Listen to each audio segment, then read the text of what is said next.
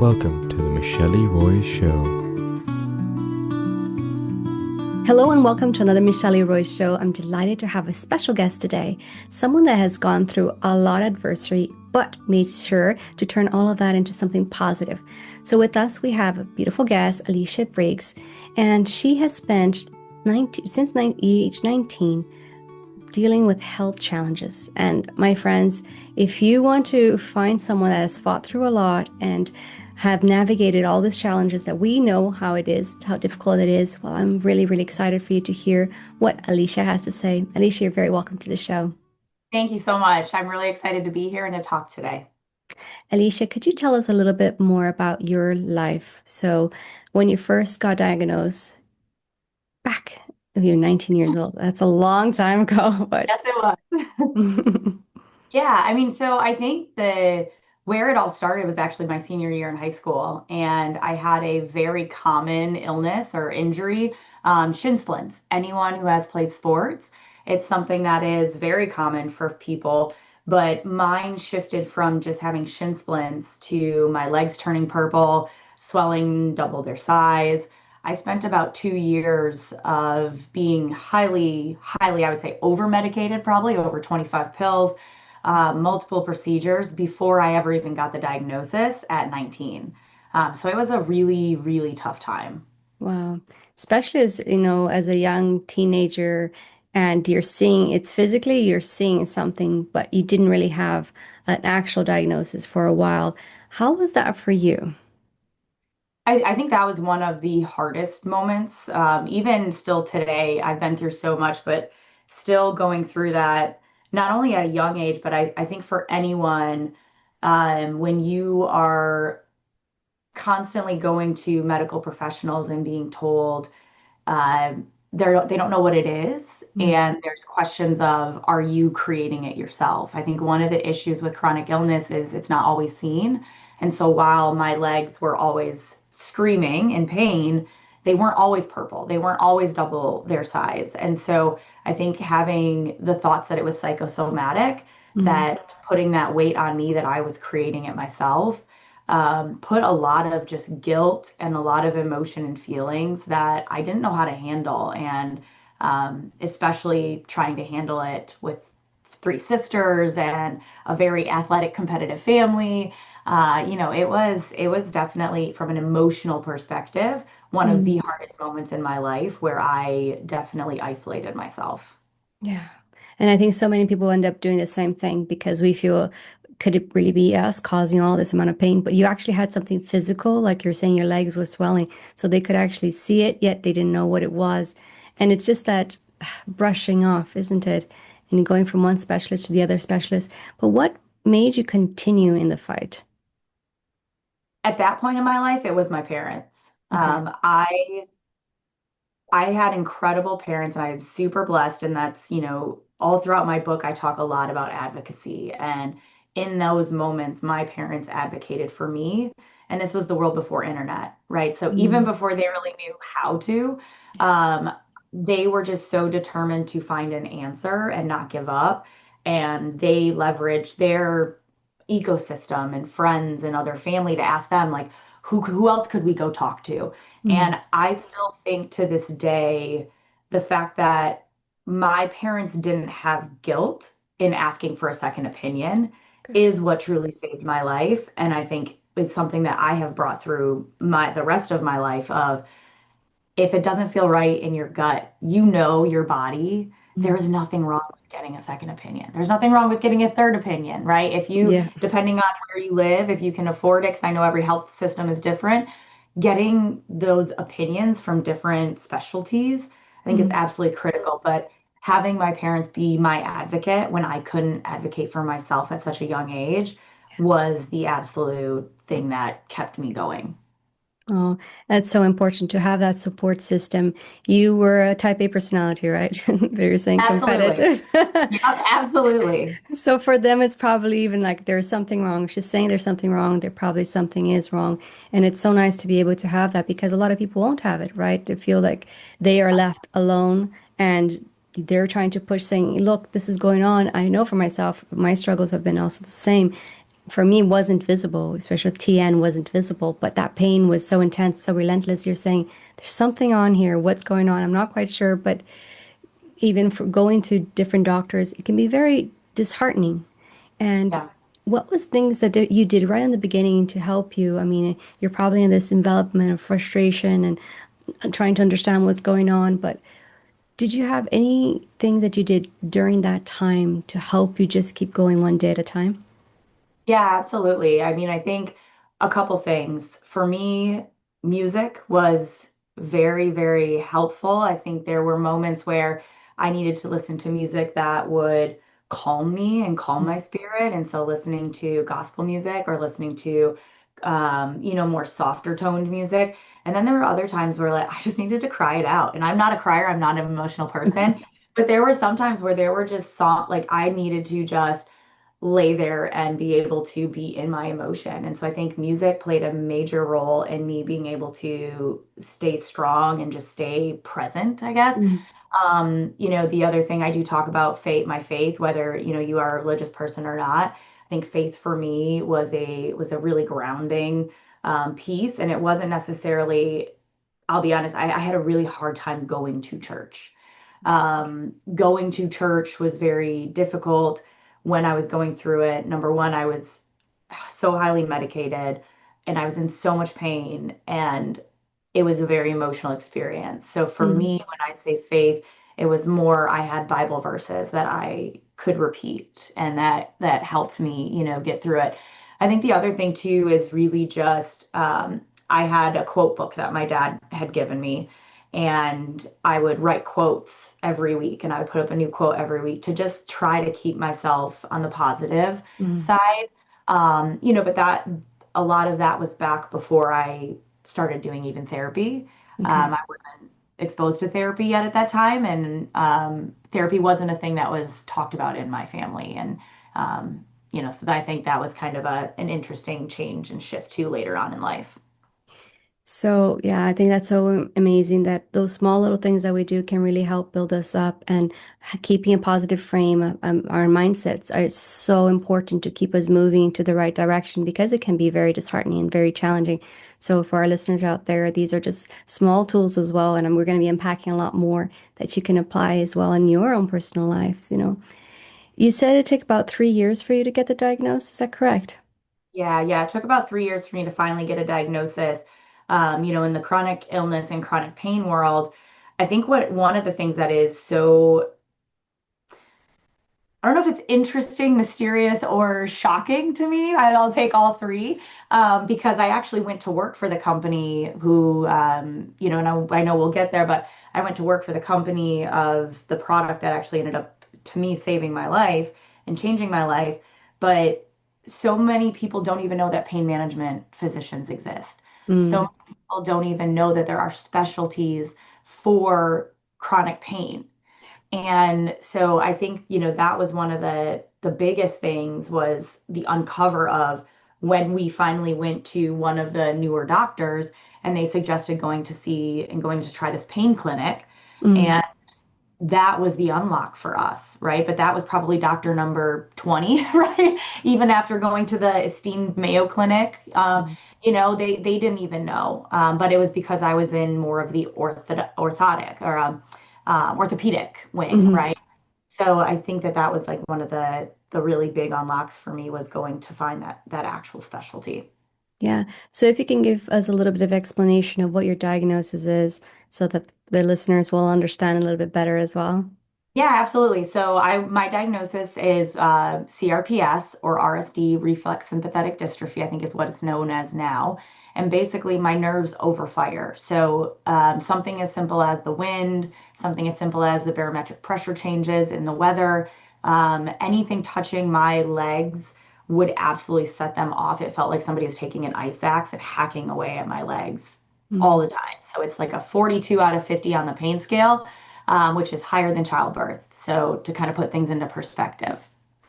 Yeah, no, it's not an easy one. And I have a few friends that also have been living with it. So I totally understand.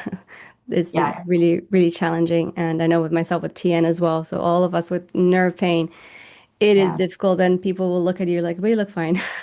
Yes. Shouldn't be that bad. You're like, oh, you have no idea how strong person I am. So that's Yes. how I keep going. Yeah, no, Great. absolutely. Well, and it's so interesting because I think one of the, kind of going back to one of the questions you asked me about like how you get through it, I think one of the things that is absolutely critical, a learning that I had was when I was very young, it was how do I push through?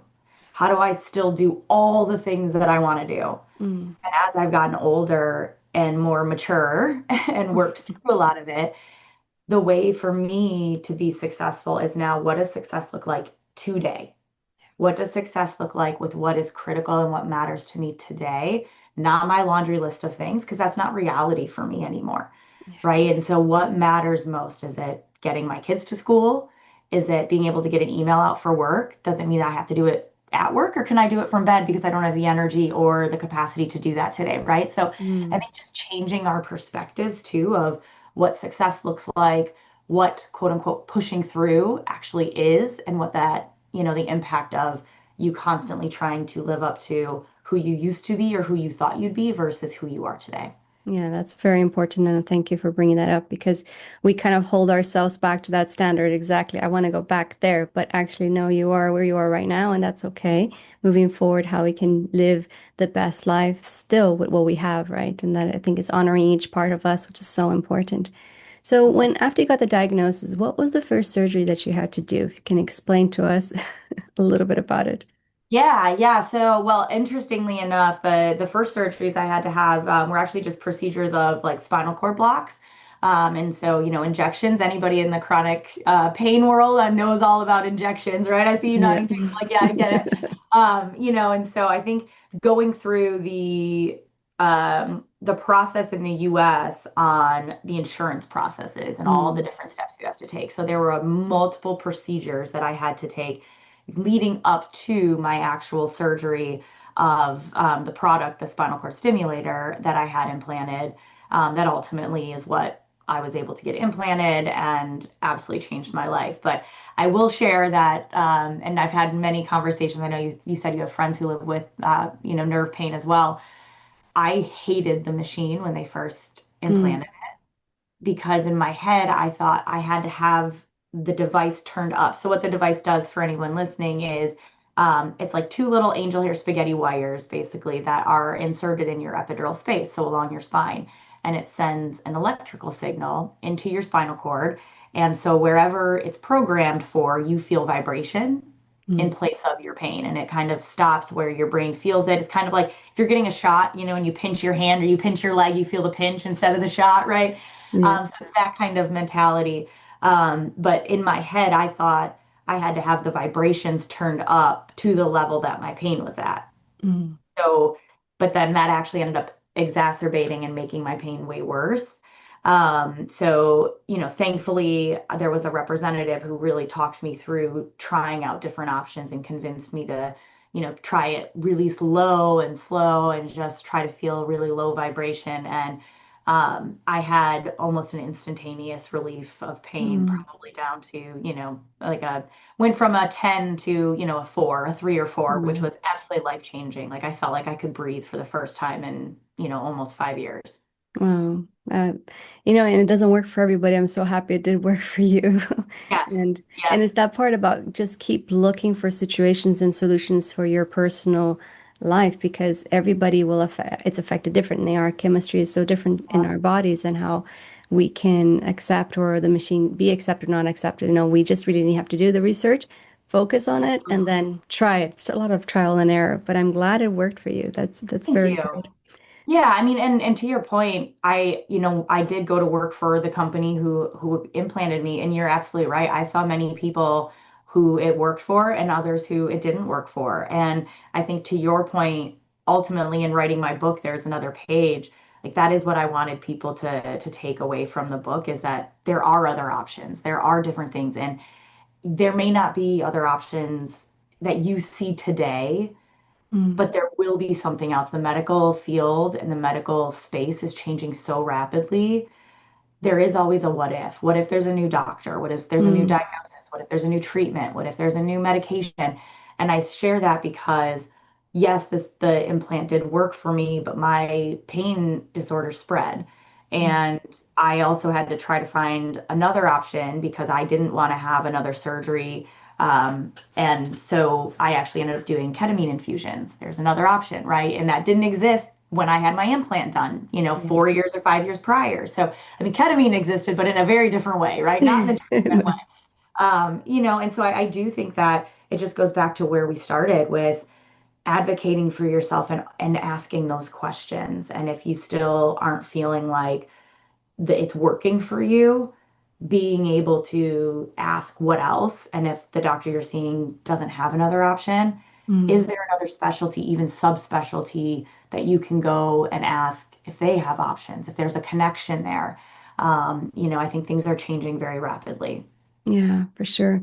So you were working in a Fortune 500 company as well. So even though you were still in pain, did you tell your colleagues about your diagnosis, or how was it for you when you were in corporate?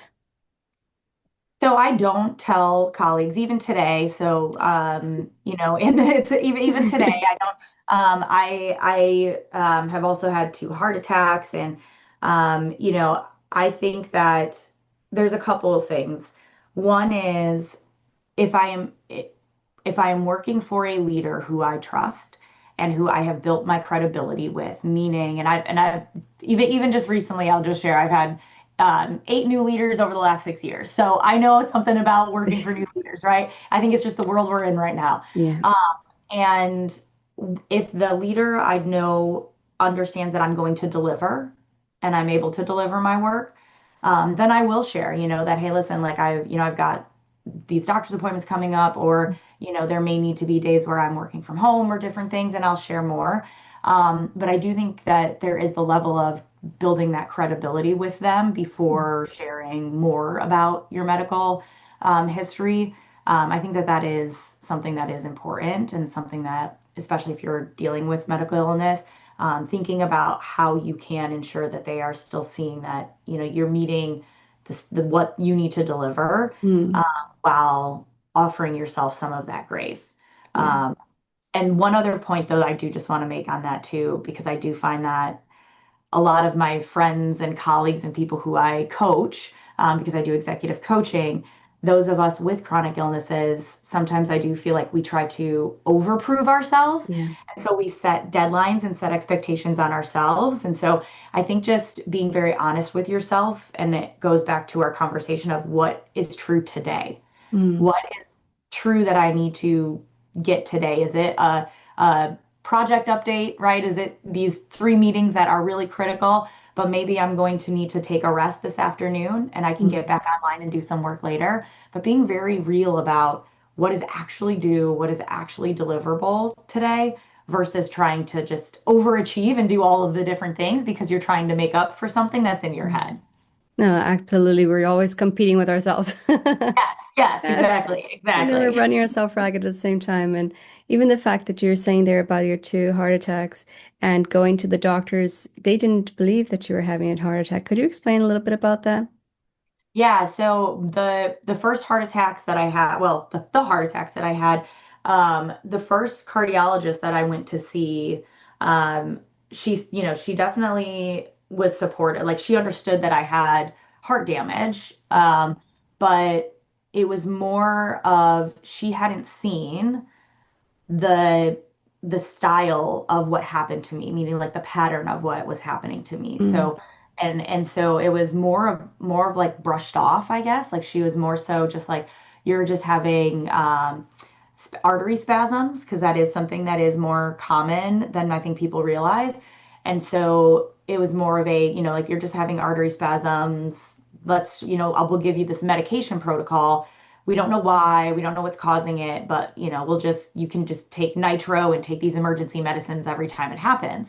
And you know, I think it was probably after 6 months or so, and I was still really struggling with the medicine because at this time I was leading a team, I had 2 kids, and I was just really feeling like this can't be my life. Like I Mm. can't have these episodes where I feel like I'm having a heart attack. I pop these pills If it works, great, I can go to sleep. If it doesn't work, then I need to go to the hospital and have that hanging over my head just every Mm. single day, especially I travel with my kids sometimes. And, I didn't want to feel like every single time I'm driving with them, is this going to be the day that I have a heart attack and they're left alone Mm. in a hotel, right? So I went and again, going back to our advocacy, I searched out a second opinion and I found someone who specialized more in pulmonary cardiology. Mm. And it was actually her who sat me down and looked me like dead in the face and said, I want to be extremely clear with you. You have had multiple heart attacks. These are heart, like you're not just having artery spasms. Your arteries, you have this rare version that your arteries actually close off and you are actively having heart attacks when this happens. Mm. And I think that was like the also reality check that I needed because Mm. when the earlier cardiologist was brushing it off, I started brushing it off. Yeah. And so, working with her on getting on a very clear protocol and figuring out how I could build up the tissue and the density in my arteries so they Okay. wouldn't collapse as often. And I've been, great ever since. But I think that's why I'm just so passionate about following your gut and like we've talked about with the advocacy and Yeah. getting. Listening, it's really listening to your body and understanding there's a little signal telling you something is not right, something is off. What could it be? And especially if you are someone that are able to push, that you just keep going and streamline, then you're just like, okay, I'm okay, I'm okay, okay. And your body's like, no, no, no, Yeah, stop. yeah, I'm yeah, trying to talk to you.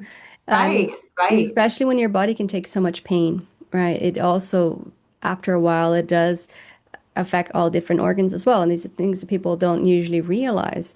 There's Yeah, so much more to just like you're having pain. It's not just you're having pain, you're heightened for a long time, which causes stress into various tissues in your body. So there's this like compounding effect as well that's not mentioned a lot of the times, but it's very important for people to realize. And it as a absolutely. mother, finding a way through it, it's that extra, I want to be there for my kids. I want to fight for them and I'm going to be there as much as I can, but it's not easy.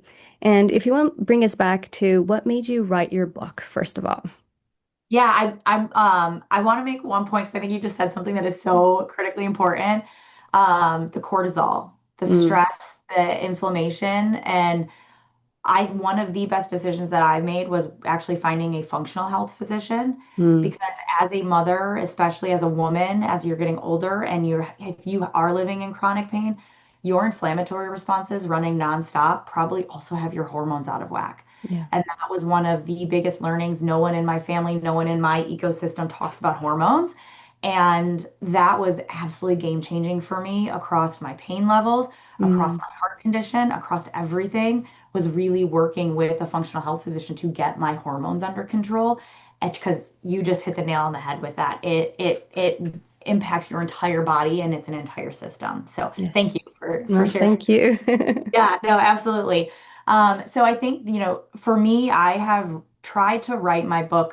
I spent probably over the last 6 years. I've started and I've stopped it for many reasons. I think it's very personal. It Mm. tracks me and my entire family. I wanted to make sure my family was comfortable with it. Um, but for me, I am no longer in the pain management ecosystem, but I Mm. still come across people every day who tell me or who share with me things that they've gone through because maybe they heard I had a heart attack or maybe they heard I have a spinal cord stimulator.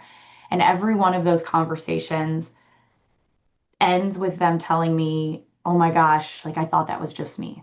Mm. And secondly, I recently had a conversation about a year ago with one of my close friends who shared with me, that people with the nerve disorder who that I have a 70% suicide ideation. Mm. And that those two things kind of came together and just to tell me like my personal fear of having my information out there is less than the impact that I could make if it saves a life. Mm. It tells one person that there is more if they can wait, if they can have the strength to turn the other page, which is, the whole subtitle of my book. It's about finding the off switch, being able to continue to ask those questions. And if they can know that there is another page, there is something else out there for them, just stick Mm. around. Yeah, that's so important. And yeah, it's finding the off switch just in itself. It's a very important one for you and for all of us. And thank you for doing that because it's difficult to bring your story raw, open, and this is all that, I've gone through or going through and you're just putting out there to the world and they Yes, can take it as it is. But having that vision of how I can impact one person, which is kind of the same thing how I saw my whole writing journey, just how can you impact another person and make a difference for them so they can decide to just stay, hang on, like I said, turn the other page, turn the other, turn to the other page. It's so important. And thank you so much for doing that. And absolutely. you're saying you're also a leadership coach. Yes. So Yep. can you bring us a little bit about that and explain a little bit what you do there? Yeah, absolutely. So I'm also a certified executive coach, and so I built a leadership development platform. You can find me at coachbriggs.com. And basically, there's two different things. I am trying to build systems and tools to make coaching available for people at different levels. So executive coaching, if not paid for by your company, can be very expensive. Mm, And so I'm trying to, this won't replace coaching, but I am trying to give people the ability to take assessments in areas that they're trying to build capabilities like their brand or leadership presence or different critical things to help them be successful, mm, and bringing it to them at a much lower cost. And then if they are a leadership coach, I also like have a portal for coaches to be able to use it then to coach with their teams or with their people, to help develop them. So I'm doing a little bit of what I really love and helping people and trying to figure out ways, with the new technologies that we have to bring it to more people. it's brilliant. That's Thank you. great. You're using a little bit of everything you've learned along the way to help other Exactly. people. That's very good. And, something that I really appreciate and admire as well. You have two kids and amazing mom, someone that's Thank you. still out there thinking about others and pushing whatever you can to make a difference, which I think is so important, so impactful. And I want more people to be able to see this and connect with this as well. And just before we finish off, I would love to hear what you would say to that one person that right now finds himself in that dark, moment of either just newly diagnosed or still looking for the diagnosis and just feels overwhelmed through it all. What would be something you would like to let them know? I want you to believe in the what if, and I want you to sit in the what if. We talked about it earlier. What if there is a new diagnosis tomorrow? What if there is a new treatment? What if, what if, what if? And if you can be strong enough to sit in the what if, then you will be strong enough to stick around for tomorrow and give yourself one thing that you're going to do. Whether that's looking something up, whether that's reading a motivational quote to help you mentally shift there, whether that is researching a new doctor, whatever that one thing is, give yourself just one thing that you can accomplish. And I believe that that will truly help you stay for the next what if. And you can keep going. Yes, well said. Completely concur. Thank you. It's beautiful, beautiful. So, Alicia, so what's the best way for people to get in touch with you? CoachBriggs.com. So CoachBriggs.com, is the best way that you can find me and where you can also find my book. Perfect. So, guys, I'll be putting that all in the show notes as well. So, please do follow Coach Briggs. And if you have any questions, just let us know. But most of all, take care of yourself. Like she said, one thing at a time. Just do one more thing. Ask yourself one question so you can keep going. I love that advice. I think it's so important. Small, small incremental movements keep us going. Coach Briggs, thank you so much for being on the show. May God bless and keep you. And for till next time, bye for now. Thank you so much for having me. This was the Michele Roy Show.